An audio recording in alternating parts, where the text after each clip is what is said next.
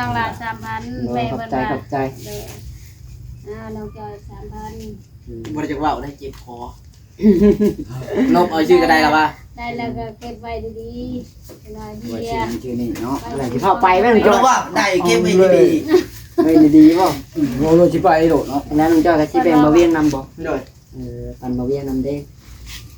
ตามแล้วเนาะ ก็ได้แต่เจ้าเพราะว่าผู้ใหญ่เพิ่นว่า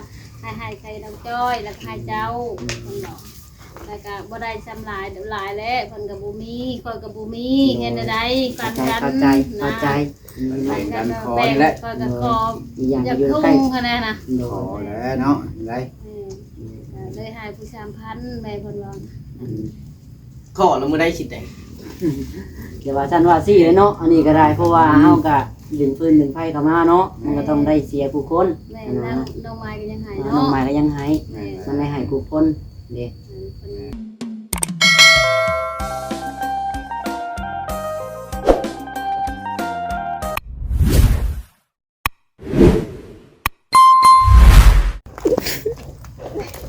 ลีกบ่วิด บ่ได้อยากนั่งได้ยืนได้ ส่วนมาบุกเฮือนผู้ช่วยเด้อมื้อนี้ได้ ไม่น่าเชื่อจริง เป็นอะไรเกาะเนาะน้องจ้อยเป็นอะไรเก็บุกได้น้องจ้อยมื้อนี้เนาะ เอาพี่น้องกันเนาะโดยมาพอกับทางน้องหลาที่เก่าเนาะหลังจากมาแต่นาพี่น้องเอ้ยนาสินาแหละวัดเนาะฮ้อนแดดไถนาพี่น้องมื้อนี้นะไถหุดตะกร้าไว้ก็ไปกับทางเมียเพิ่นทางน้องรันเพิ่นเนาะเอาจังไดก็ได้ทักทายสบายดีเนาะสบายดีและสวัสดีแม่ FC เบอร์สุขูสู่คนพี่น้องพี่เนาะพบพ่อกับทานน้องหลาอีกคือเก่าเด้อเนาะเอามื้อนี้เดี๋ยวน้องหลาจีบชวนแม่ FC มาเบิ่งเนาะบรรยากาศภายในเฮือนซาลันแป้นผู้ช่วยสร้างพุทธพี่น้องเอ้ยตั้งแต่เพิ่นเข้าไฟแล้วก็น้องหลาก็บ่ได้เข้ามาเบิ่งเด้อเนาะเพิ่นเดินสายไฟแบบใดเนาะเพิ่นจ้างค่าฟืนค่าไฟเพิ่นนี่เบิดเท่าใดพี่น้องเอาเขานี่บ่ได้น้อยแท้นอนเนาะเขานี่คันบ่มีเงินแท้นี่เขาบ่ได้เด้อพี่น้องโอ้ผู้ช่วยนี่เป็นคนรวยมหาเศรษฐีแล้วผู้ช่วยเนาะเขาไฟก็บอกกันเลยนี่โอ้ย เอาเดี๋ยวไปเบิ่งนํกันพี่น้องมื้อนี้เนาะถ้าอยู่นี่แหละกันเอาไฟนำกัน เป็นได้คือเอาพี่น้องเอ้ยเดี๋ยวมาเบิ่งเฮือนผู้ช่วยก่อนปาดแข็งแห้งอยู่บ่นี่ฮะฉุกเด้อนี่ ลานี่ อ๋อยนต์โอ้ยเพิ่นได้ไฟไหมว่ายนต์นี่สร้างจ้อยโตสมือนี่เนาะ เป็นเสียคือเป็นเหี้ย เป็นเสียเป็นเฮียหลายสมือนี่ผู้ช่วยนี่ คุณทำเร็วมาก อ๋อโตเอาสวัสดีจังพุทธ สบายดี ยังได้ฮู้จ้ะนะ มาแต่5เฮ็ดเอ้ย มาแต่หาเฮ็ดหรือมาหาแต่หาดอกไม้ ก็อยู่ ให้ นี่ ดอกไม้ ได้ เราเก็บไปนำแน่ อืม จะได้ใช้ดอกไม้ผู้ช่วยผู้ตื่นหมดแล้ว เจ้าในเฮ็ดให้เมียมักอะไรดอแล้วเจ้าเนาะใส่เอาดอกไม้ในหู ไม่น่าเชื่อจริง ผู้ช่วย เอาที่สบาย ผู้ช่วยมักอยู่บ่ไปนี่นะ เอาที่สบายใจ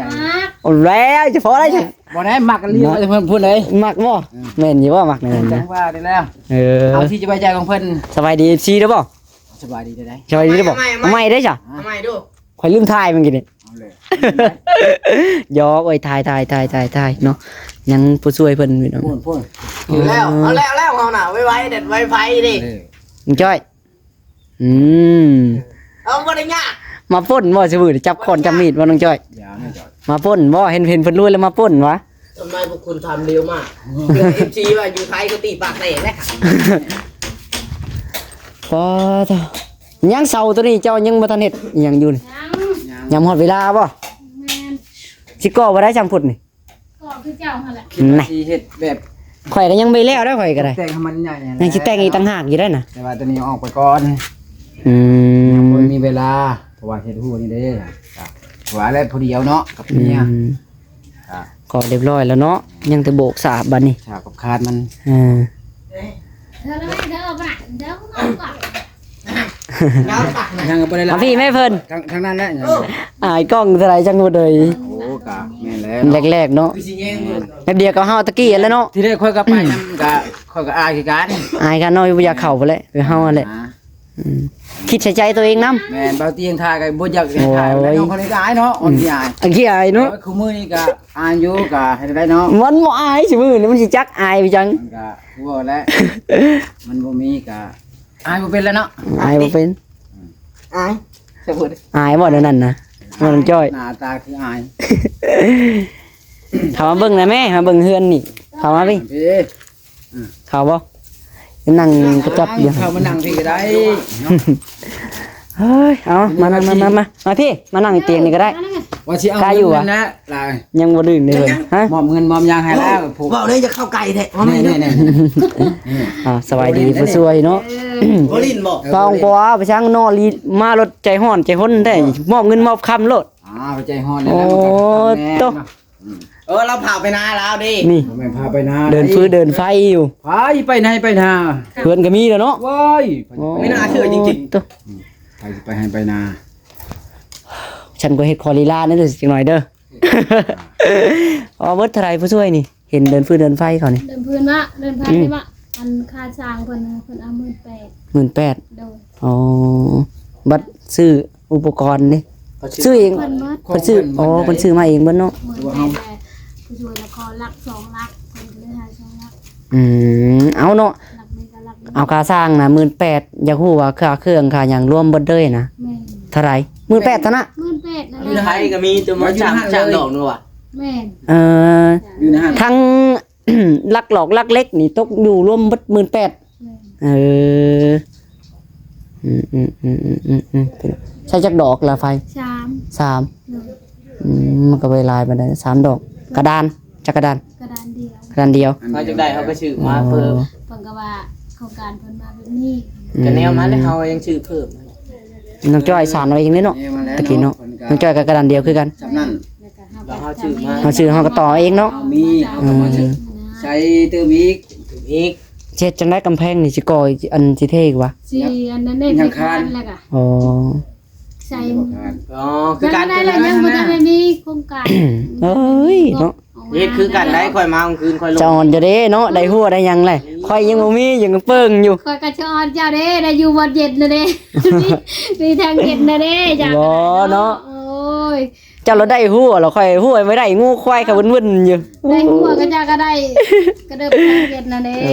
อเนาะ ได้แน่ลูกใหญ่ ยังแต่เจ้าแล้วเนาะ แม่นเอาคอยยัง เอาไปเอามาใหญ่คือเราก็ได้พี่น้องเอ้ยก็ไปก็มาก็ไปเรื่อยๆนี่เนาะ แม่น อืม นี่แหละอันเป็นมาวัชรามีก็สิได้เกาะคือเจ้ากัน เนาะ นะ ก็บ่ฮู้แล้วเนาะอนาคตต่อไป คนต่อไป มองบ่เห็นพี่น้องเอ้ยขนาดโดดจมน้ำยังจะมื่นตายังบ่เห็นนี่นะ แม่นแล้ว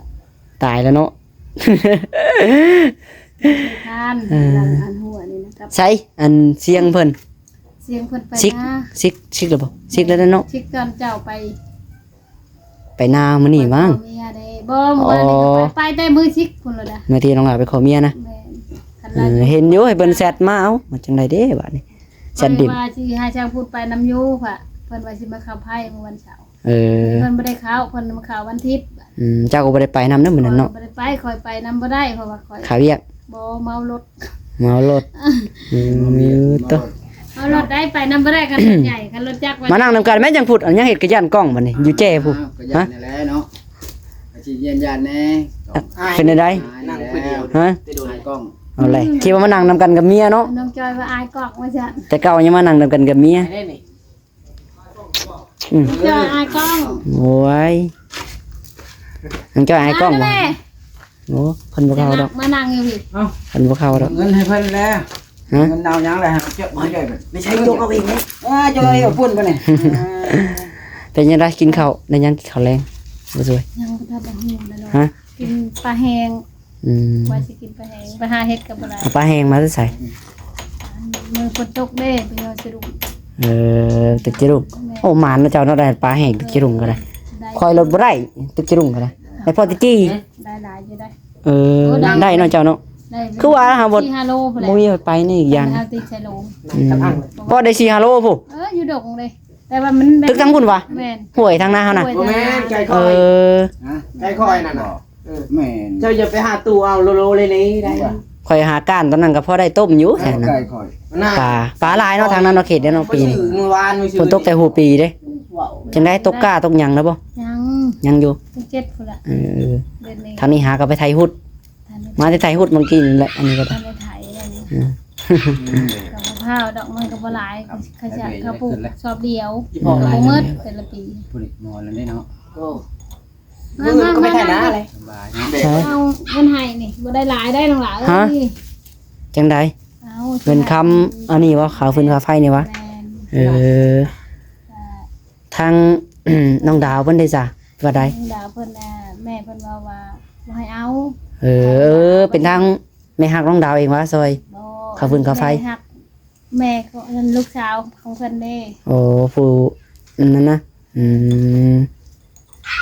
ดีใจน้ำดีใจน้ำจ้ะพี่ แม่ น้อง ฮักเพิ่นนั่นเด้แม่ลูกสาวของแม่ฮัก ดีแล้วจ้ะเนาะ เงินให้นี่แหละ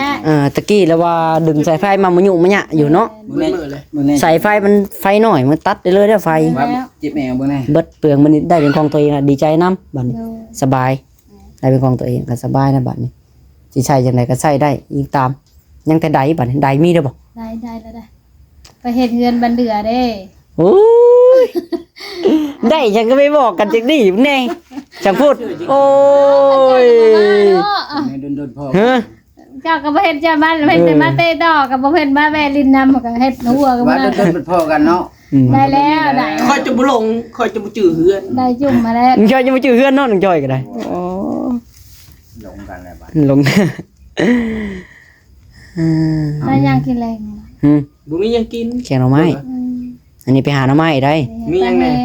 หาหน่อไม้บ่ได้ยากดอกเฮาหาบ่ได้หาแต่ห้วยได้หาแต่เฮือนได้เฮา แกงหน่อไม้กิน หาหน่อไม้หาหน่อไม้กับแกงจิโร่เอ้ยแกงหน่อไม้ใส่กับจิโร่ เอาแม่เงินให้เพิ่ กุ น ด แม่ นี่ เอาก็มาเอาที่แล้วนั่น โอ้ยคิดว่าทั้งพ่อมาหาบ่แม่นว่าเพิ่น ให้เจ้าเลยก็ได้ ให้ข่อยเลยก็ได้วะ เพิ่นไปเวียกเพิ่น มาตะกล้องซะเอาตะกล้องมาจับแม่นได้จ้ะ เฮานอนได้นี่ บ่เข้ากล้องเลย ไม่ใช่ว่า FC ว่าเฮาแล้วเนาะ อยู่นอนไม่ได้ ว้าเราเล่นขนาดเนาะเอาเงินเอาคำให้อีก เอา ไปสัตว์นั่งนั่นเลย ผู้ชามพันบ่ จอยละช่องพัน เขาจะได้ลาย ค่าตัว ให้แม่ไปช่วย1,000ฝากไว้เด้เนาะอย่าใจบ่ เนี่ยเปิดไฟกระเป๋าเตรียมใส่เงิน เป็นในผักเนาะเพิ่นเอาเลย น้องลา3,000แม่ ขอบ เพิ่น ใจ ว่า ขอบใจ น้องจอย3,000 บ่ได้จักว่าได้เจ็บคอนบเอาชื่อก็ได้แล้วว่า ได้แล้วก็เก็บไว้ดีๆเวลา ไว้ เดีย ชื่อนี่เนาะ อะไรที่พ่อไปแม่ง เพ จ้อ ราะว่าได้เก็บไว้ดี ไม่ดีๆป่ะ โอ้โหสิไปโดดเนาะ แล้วน้องจ้อยกับชีเป็นมาเวียนนำบ่ ๆโดย ปันมาเวียนนำเด้ ตามแล้วเนาะ ไปเล่นในเจ้าเพราะว่าผู้ใหญ่เพิ่นว่าให้ใครน้องจ้อยแล้วก็ให้เจ้าเพิ่นเนาะแล้วก็บ่ได้ซ้ำหลายหลายแล้วเพิ่นก็บ่มีข้อยก็บ่มีเฮ็ดได้ปันกัน เข้าใจเข้าใจ ปันกันแบ่งก็จะขอ อีกอย่าง อยาก อยู่ ทุ่ ใกล้ งคะแนนน่ะ โด พอแล้วเนาะไร เลยให้ผู้3,000แม่เพิ่นว่า ขอแล้วมื้อได้สิแต่ง เดี๋ยวว่าฉันว่าซี่เลยเนาะอันนี้ก็ได้เพราะว่าเฮาก็ดึงปืนดึงไฟเข้ามาเนาะมันก็ต้องได้เสียผู้คน แม่นางดอกไม้ก็ยังให้ น้อง เนาะ ใหม่ก็ยังให้ แม่ มันได้ให้ผู้คนเด้ เพิ่นก็ว่าให้น้องลาแน่กับน้องจ้อยเพิ่นว่าน้องดาวน่ะเพิ่นบอกว่าบ่เอาเพิ่นบ่ให้เอาเพิ่นบ่ให้เพิ่นบ่ให้เพิ่นว่าหั่นแต่ว่าบ่แม่นแม่น้องดาวนะแบบว่าอัน ผู้ที่ซอยเข้าไฟ แม่ แม่นบ่ แม่ โอ้ แม่ต้องเฮ็ดเฮือนให้ค่อยนี่แหละ อ๋อ ลูกหักอันแม่น้องดาว โดย แต่ก็ต้องว่าก็คอยกับคุมือนี่ก็คอยกับเอิ้นลาแม่นะเพราะว่าเพิ่นก็อายุหลายแล้วเด้ตะกี้เราว่าเอิ้นเอื้อย ไม่ไร อันนี้เพิ่นบอกว่าอันแม่ก็66แล้วได้เพราะว่าก็เลยว่าขอเพิ่นเอิ้นแม่บัดนี้ ผู้ช่วยได้จักปีแล้ว 39 สันเก้า เลย มันหนุ่มอยู่ซะเนาะ 5 ปี ฉันพูดได้จ้ะ ก็เป็นหนุ่มแล้ว คอยมันเท่าแล้วผมใจสีแล้วมีแต่ผู้ช่วยเพิ่นนี่แหละ เก้าเนาะแข็งแรงอยู่เนาะว่าในกระแตกระแตนเป็นชั้นนี่กระแตกระแตนคือห้อนแท้ จ้ามันเพิ่นมันจักกินมันตกใจไปจัง โอ้มันฮ้อนเพราะว่ามาแต่ดอกมาแต่ดอนมาเด้บ่หาทาน มัน เฮ็ด มัน ได้ แม่น บ่ บ่ ได้ เนาะ เฮ็ดน่ะได้ ได้ อยู่ บ่ฮอด10ดอกจ้ะ มันจะมันแม่นจะบ่หอนนี่เนาะ ใส่กระโถที่ บ้านค่อยเอิ้นบ้านค่อยเอิ้นว่าหนาว เพิ่นอยู่เฮือนหญ้าบ่เพิ่นยังบ่มาเพิ่นไปโรงเรียนแล้วเพิ่นแวะเฮือนหญ้าหญ้าไปใส่น้ำเกลือใส่สโลม อันยังเพิ่นแหวกดินน้ำยา มันก็หอดนามาเลยเนาะมัน ครบมาแล้วมันตื่น ได้ เต้น มันตื่นเต้นมันได้ไผได้ยางมันเป็นไปไม่แล้ว ดี เนาะ ใจ ในใจมันหลายจุบปิ แว่ว่ายังบอกเลยว่า ไป ยั สิ ง บ่ดีใจเนาะมื้อนี้ มันจุบปิ เรือนซ่านเพิ่นเฮ็ดให้นะบ่ได้ง่ายๆทั้งเรือนทั้งซ่านทั้งปูนทั้งกำแพงผู้ ได้ พวก ได้ยังแฮงดีใจแล้ว ใดก็ได้แล้วบัดนี้เป็นได้ใดโอเควะใส่สะดวกสบายอยู่วะ ได้ชื่อเอาเอง อ๋อเพิ่นซื้อเอาเองเลย โดย อ๋อ ไป ดี เฮ็ด ดี งาน ดี ที่ ซะ บ้านเดือเด้เพจเฮือนโตก็หาจะไปย่อนำเด้จานเช้าอะไร ดีแล้วดี ก็ จัง ขึ้น เนาะ ครัวเพิ่นเขาก็ ไป เลย ซื้อเอาเองคือว่าสมกับเพิ่นได้จากนี้ดี เขาก็ไปหา อะไรซอยได้ก็ซอยเพิ่นไปเนาะเดี๋ยวเอาภาระได้ ถ้าเป็นเพิ่นก็มันเป็นไปบ่ได้เนาะเพิ่นก็เฒ่าแล้วเพิ่นก็ผู้เดียวอีก แล้วก็มายืนเข่งก็ได้ โอ้มันกล่องให้ได้ ได้ละได้เนาะ มันนิ่งได้อยู่กล่อง ได้ละ ได้ ให้ได้แล้วดีแล้วจะได้มือกอก สั่งได้มือกล่องโอ้ขอบใจนำเด้อดีใจนำเด้อโอ้ดีดีดี เอาได้เนาะอีกได้ว่าสิเหยียบเพื่อนเหยียบหยังอยู่ไปผูกแขนในเอานี่ บ่ ได้ ได้น่ะ จังหวะ กันอยู่บ้านนี่ก็บ่เป็นหยัง เบิ่งคำก่อน กันอยู่บ้านไกล ผูกแขนไปให้พ่อแน่ เออ นี่ว่าจะเป็นไข่น่ะ โอ้มันจังวีมาแล้วบอก โอ้ตื่นเต้นเนาะได้ทั้งเฮือนได้ทั้งกระดึกเนาะน้องจอยได้ทั้งคู่พร้อม แต่ แต่ คู่ ก็ ยังมันก็ โอ้ย โอ้ น้องจอยปานใดได้สิคาดีคือน้องฉลาด ไม่ใจเย็นๆเฮา ใจเย็นๆนะญาติ เบา บ่พา ๆ เนาะ เบิ่งอ้ายก่อนอ้ายยังชีวิตเกี่ยวเขาบ่รอดเลยนะ ยังรออยู่น้องจอยบ่ต้องคิดในนั้น ยันได้เงินคำนั่นแหละเรียกโอ้ยจังอย่างยากหลายอย่างต้องเฮ็ดตลอดคันบ่ได้เฮ็ดก็บ่มีกินคือว่าไปก็ได้ เขาเมื่อวันที่แล้วเจ้าเราบ่ได้มาเมื่อวันที่แล้วเจ้าอยู่บ้านพี่สาวอยู่บ้านเมียบ่เนาะ อยู่หุ่นมื้อ2มื้อขึ้นมาพี่ ธรรมดา บ่ได้อยากมา ว่า ล่ะ จะให้น้ำ นี่บ่ไปสวยบ่ได้อยากมาเนี่ยแอวมาเลย โอ้ย เอา มาแล้วว่ะบ่ได้ จะ แล้ว มาในใด โอ้นี่นั่นเราปิดกล่องพังไปเจ้าเราปิดกล่องพังไป เราไปชิอยู่ให้ยังก็มาอยู่พี่เลยเนาะ ส่วนอยู่พี่ว่าเพิ่นมาตั้งปักหลักอยู่พี่ทำอยู่พี่ เอาหาที่มาทำเนาะพี่พี่ กันเจ้าบ่มาอยู่กะแม่กะป้ากะอยู่นำน้องวีอยู่พุ่นอันนี้ เรียนได้คนลัง เนาะ เนาะ ได้คนละหลังเลยอยู่พี่แล้วเป็นหมู่เป็นครูเป็นลูกหลานอยู่พี่แหละก็บ่แม่นแต่เฮาเนาะไปจักพ่อจักแม่กันหลายคนอยู่ก็มันก็บ่ได้ไกลกินฮอดกับเมื่อฮอดแต่ว่ารถจักอ่ะ ฮอด นี่ สิบ่ฮอดเนาะ ค่อยย่างก็ยังหอดไม่ต้องว้าว 3 ไม่ เดือน ได้พี่คือ 3เดือนอยู่จ้อย พี่คือแม่แหละบุกี้คือจิบฮอดเนาะ ใส่ได้บ่ล่ะได้ปุ่มบ่ จุ่มมาแล้ว ตึ้งๆคือจังแล้ว คือเองก็ตากคักเนาะได้น้ำว่าบ่มีบ่ได้เบิดแต่ว่าน้ำเนาะ บ่ได้เมิดได้ บ่เบิดเนาะ พราะว่าข้อยก็บ่ได้ใช้หลาย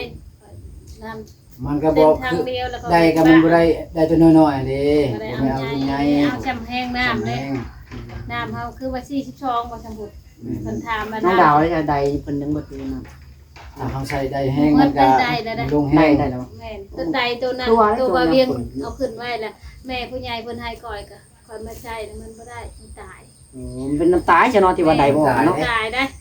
เด้ค่อยมางเบิ่ง มางเบิ่งแล้วมันไผก็บ่เข้าเลยคอยว่าสิใช้ตัวนั้นแล้วบัดนี้มันบ่ได้แล้วคอยก็เลยบืนหาเงินหาค้ำแล้วพอได้ใช้ได้คันว่าสิยกก็บ่ง่ายนะแม่นรู้ว่ายกเอาบ่ได้แต่ว่าก็อยากอันนั้นมันจักน้อยนะเห็นเงินในบัดอยากซื้อกับอันจ่ายค่าดินนั่นคูณเงินนี่แหละล้านหนึงให้เจ้าของดินเพิ่นเด้กับดินเพิ่น3ล้านเด้ซื้อได้กับจ่ายค่าดินช่วยแม่เพิ่นล้านหนึงเขาก็มันยังซองมันดี มีหยังตัวนี้นะมีขนมมั้ยเอาจังไดก็ดีใจนํเนาะขมุกกับใจละลายพี่น้องเนาะดีใจนำผู้ช่วยเพิ่นบัดนี้ได้เป็นของตัวเองแหละสบายบัดนี้อยากเฮ็ดหยังก็เฮ็ดสถานเฮ็ดบัดมีแต่หาเงินเสียค่าไฟหลายๆเนาะ แม่เนาะชุดก่อนนี่ทางดาเพิ่นถอดไม้แล้วเพิ่นเข้าบ้านเขาก็เลยไปขอเชียบเจ้า ธรรมดา เพิ่นว่าลืมทอดเพิ่นมีเพื่อน โอ้บ่มันน่ะมันลืม แม่ เนาะ นแล้วก็เลย ผ้าดังผ้าแต่ง แม่นคอยก็บอกว่าอยู่ว่า ย่านนี่ คั แล้ น ว สมมุติคอยบ่ได้อยู่เพื่อนอยู่ยังพาดังก็ให้ถอดรถ ถอดมาเนาะคนนี้ญาติเนาะไผเนาะสิบ่ญาติ ย่านนั่นเนาะ อันนี้ก็มอตัดก็บ่มีเด้อน้องล่ะ ฮะมันยังมีเจ็บติดขัดวะเพิ่นรู้ใส่ให้บ่ บ่ได้ใช้แล้วการหาซื้อต่างหากแล้ว เงินเฮาเลย อีตามงบมาอีกอย่าง บอกว่า คันสั่งข้าวมาให้ก็สิมาเรือจักเนาะ มาแต่ว่าเพิ่นให้ โอ้ จ่ายชด งบ นะ เนาะ ใจชด แ แม่3,500ก็เลยก็นี่ก็บ่มีเงินก็ว่ายาแล้วบันไดก็แล้ว แม่เนาะเขาเจ้าก็มาใช้เนาะว่าเพิ่นบ่ซื้อเอาเขาก็ได้ นั่นแหละเนาะ